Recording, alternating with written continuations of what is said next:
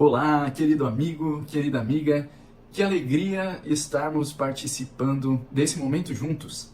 10 dias de oração. Nós somos abençoados por fazermos parte de um movimento, uma igreja profética que está se preparando para o tempo do fim. Melhor ainda, preparando para a vitória. A preparação para o fim não é para a morte, não é para um fim medonho, mas sim para o fim do pecado, para a vitória em Cristo.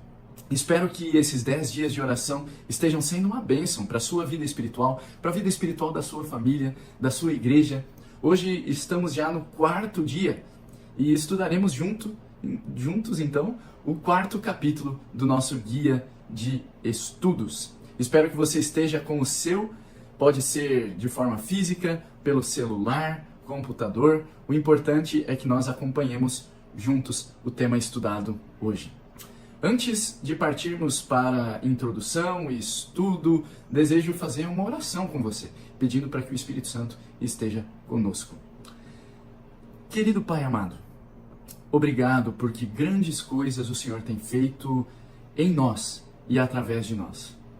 Nós sabemos que podemos ainda crescer muito em nosso conhecimento de Ti, que podemos também ajudar outras pessoas a Te conhecerem, a avançarem nesse processo de conhecimento. E por isso, pedimos que o Espírito Santo esteja sendo derramado sobre nós durante todos esses 10 dias de oração e nos preparando para a grande pregação final, nos preparando para o cumprimento da missão que o Senhor deixou para cada um de nós. Em especial, agora pedimos que o Espírito Santo guie esse nosso estudo, possamos ser transformados pela Tua Palavra e que a Tua vontade se cumpra em nossa vida. Em nome de Jesus. Amém. Você já ouviu falar em epigenética? O termo epigenética, ele significa um processo da genética em que a expressão dos genes é modificada sem alterar o próprio DNA. Eu já vou explicar um pouquinho mais sobre isso. São pequenas marcas químicas que são adicionadas ou removidas do nosso código genético em resposta a mudanças no ambiente em que nós estamos vivendo. Por exemplo, experiências muito traumáticas, alguns hábitos muito fortes, desejos que se tornam obsessões, são coisas que podem marcar o nosso DNA. Repito, não alterar o DNA, mas realçar, deixar marcas ali que podem inclusive ser passadas para próximas gerações. Estudos feitos dentro da epigenética mostram que, por exemplo, filhos de prisioneiros de guerra tiveram taxa maior de mortalidade e doenças e estresse do que outros. Até mesmo foram feitos estudos com filhos de pessoas que passaram pelo Holocausto, pelos campos de concentração nazistas. E essas crianças, esses filhos, depois carregaram marcas traumáticas de experiências vividas pelos pais. Alguns estudos da epigenética hoje mostram que algumas dessas marcas são carregadas por até 3 gerações. Um estudo conduzido com camundongos em um laboratório realizou o seguinte feito. Os cientistas colocavam um aroma bem forte de flor de cerejeira numa jaula com machos adultos. Enquanto esse aroma de flor de cerejeira entrava na pequena jaula, esses pequenos camundongos machos recebiam choques. Portanto, eles associaram a questão do cheiro de flor de cerejeira a uma experiência negativa, choques que eles recebiam. Isso causava um estresse, um trauma muito profundo. Quando foram estudar os filhotes gerados por esses camundongos, esses filhotes, ao receberem ali o cheiro, a fragrância de flor de cerejeira, ficavam extremamente estressados, com medo, acuados. Os netos daqueles camundongos iniciais, eles também tinham uma grande sensibilidade ao cheiro de flor de cerejeira. Bom, muitos estudos têm sido conduzidos nessa área, é uma área muito interessante de pesquisa e que com certeza apresentará vários avanços nos próximos anos. Mas uma coisa nos chama a atenção. Alguns traumas e experiências são passadas por pais para os filhos, netos, e dessa forma, algumas questões complicadas podem perpetuar até mesmo 3 gerações. Isso me remete a um texto bíblico que trata sobre a questão de família. O tema de número 4 do nosso guia de estudos é família missionária. Trata sobre a influência dos pais nos filhos, nós vamos estudar um pouquinho mais sobre isso, mas primeiramente eu gostaria de trazer à reflexão um verso que não está no nosso guia de estudo, mas está na Bíblia. Êxodo, capítulo 20, verso 5. Deus está mandando uma mensagem para o seu povo, ali no 2º mandamento, e ele diz assim: o teu Deus é Deus zeloso, que visita a iniquidade dos pais nos filhos, até a 3ª e 4ª geração daqueles que me aborrecem. Se nós aliarmos essas palavras de Deus com o estudo da epigenética, talvez nós possamos pensar da seguinte forma: pais que não priorizam a espiritualidade da sua família, pais que trazem hábitos errados, hábitos nocivos para dentro da sua casa, podem estar trazendo consequências negativas para a sua família em até 3 ou 4 gerações. Existem, por exemplo, estudos mais sérios dentro da epigenética sobre alcoolismo. O alcoolismo ele deixa marcas ainda mais profundas, marcas químicas que podem trazer tendências alcoólatras para futuras gerações. Mas até mesmo tendências de irritação, maus hábitos, podem sim ser transmitidos através da epigenética. O interessante é que o texto continua, em Êxodo capítulo 20, verso 6 diz: e faço misericórdia até 1000 gerações daqueles que me amam e guardam os meus mandamentos. Sabe, nesse texto Deus mostra o seguinte: pais, vocês têm uma grande responsabilidade sobre a vida dos filhos de vocês. As consequências do pecado trouxeram essa questão da epigenética, em que marcas negativas podem ser carregadas para próximas gerações. Isso é verdade. Cuidado com a influência de vocês, com pecados que vocês têm cometido abertamente dentro da casa de vocês. Mas, lembrem que eu sou um Deus maior do que qualquer lei natural que o pecado tenha colocado na genética de vocês. Se vocês me amarem, se vocês guardarem os meus mandamentos, fiquem tranquilos, porque eu vou ter misericórdia daqueles que me amam. Misericórdia até 1000 gerações. O amor e a graça de Deus cobrem qualquer pecado, qualquer herança transmitida. Em Ezequiel, inclusive, essa questão ela é abordada de forma mais incisiva em Ezequiel capítulo 18, onde diz que um filho mau recebe a sua punição, mesmo que o pai tenha sido muito bom, porque ele vai responder pelas decisões que ele tomou. Agora, um filho bom que não tenha tido o melhor pai na sua vida, também receberá misericórdia e amor de Deus. Afinal, Deus é o nosso Pai maior. Bom, vindo para o estudo aqui do nosso guia, nós podemos ver que começamos ali a estudar sobre Lutero.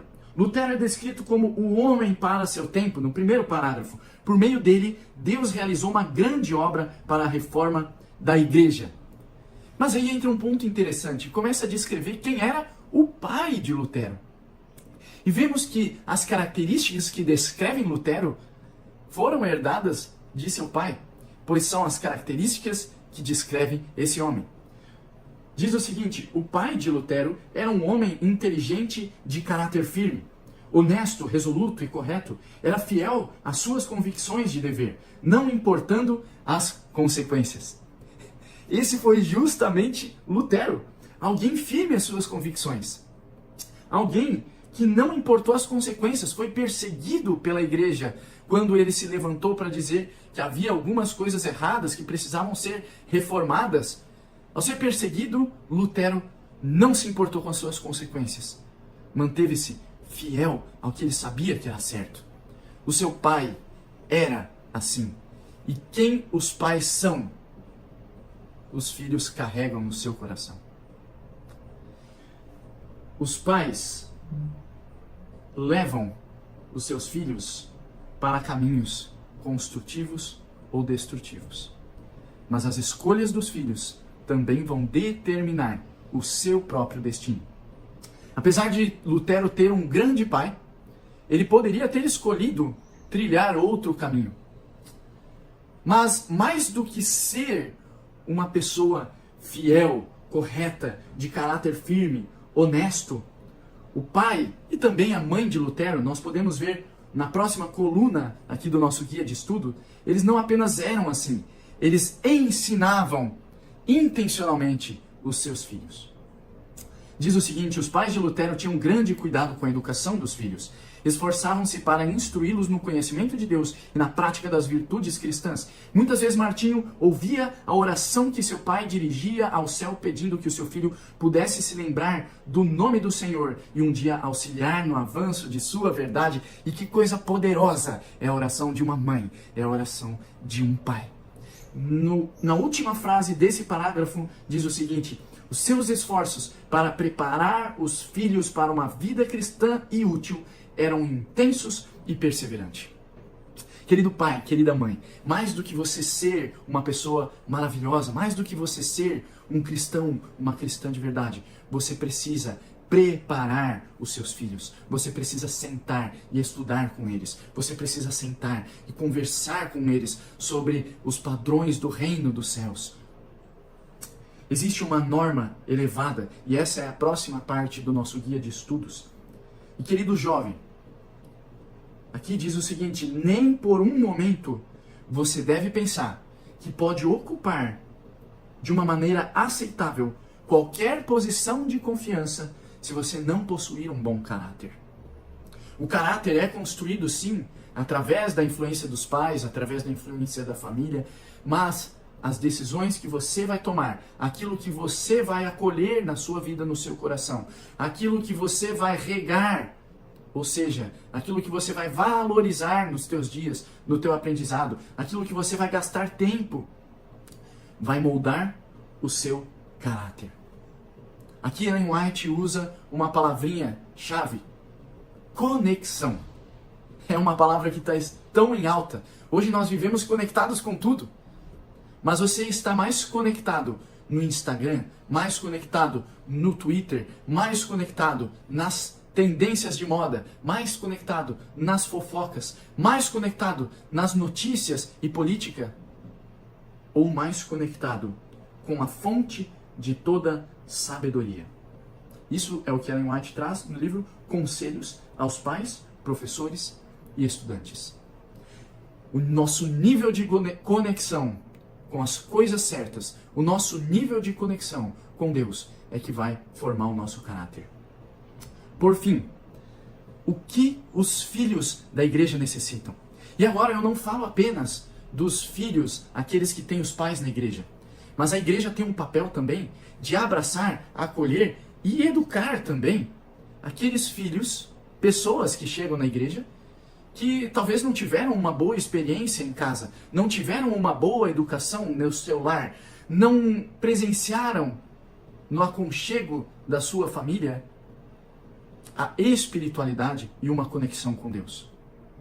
Portanto, tanto os filhos que nós temos dentro de casa, como os filhos da igreja, nossos irmãos de fé, eles devem, em primeiro lugar, perceber o nosso interesse genuíno. Se você deseja alcançar a vida de alguém, se interesse genuinamente por ela.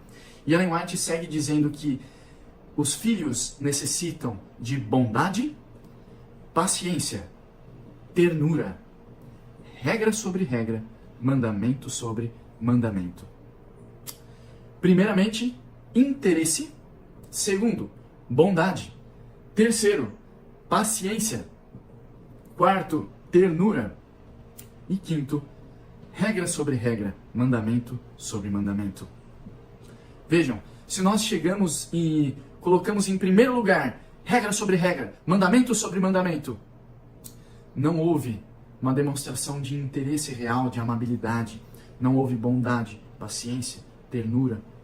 É necessário que nós entendamos que existem passos para chegar no coração de alguém. E Deus utiliza esses mesmos passos. Até mesmo nos mandamentos, algo que às vezes deixamos passar batido, mas em Êxodo capítulo 20, quando Deus começa a escrever na pedra os mandamentos, primeiramente ele coloca: eu sou o Deus de vocês, eu tenho interesse por vocês. Lembram de mim? Eu sou aquele que tirou vocês da escravidão do Egito e trouxe libertação para vocês. Deus já tinha demonstrado para o seu povo bondade, paciência com todas as reclamações que eles tinham feito durante o período ali no deserto, ternura. E agora sim, ele coloca na pedra os mandamentos. Muito bem, aprendemos coisas tão importantes na educação, construção de um caráter nos filhos e na nossa família dentro da igreja. Mas vamos finalizar falando especificamente pela família dentro de casa e a aplicação do culto familiar. No livro Orientação da Criança, Ellen White deixa os seguintes conselhos. No momento do culto, ao fim da tarde e pela manhã, o seu culto deve ter, em primeiro lugar, momento de louvor, cantar louvores. Segundo, ler a palavra de Deus. E ela diz o seguinte: o pai deve escolher um trecho que seja interessante, facilmente compreendido.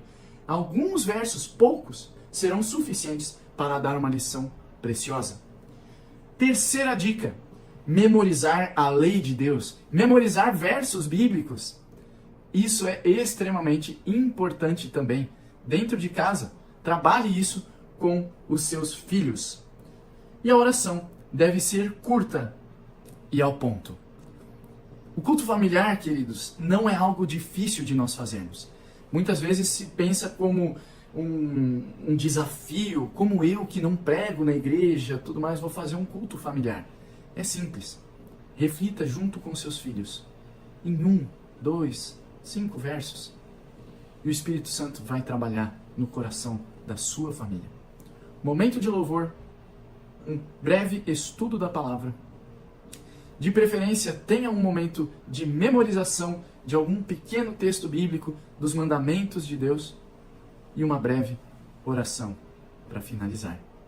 Que Deus abençoe a sua família, a sua casa, e que os impactos que você pai, você mãe, ou quem sabe algum jovem que está me ouvindo, futuro pai, futura mãe, que o legado que você vai deixar, mais importante do que o legado para o mundo, seja o legado na sua família. Que as influências que você deixe marcadas no seu DNA, no DNA da sua família, sejam marcas positivas, sejam hábitos construtivos, sejam marcas de uma vida passada em conexão íntima com o nosso Deus e de interesse real pela vida dos nossos irmãos, das outras pessoas, dos filhos da família.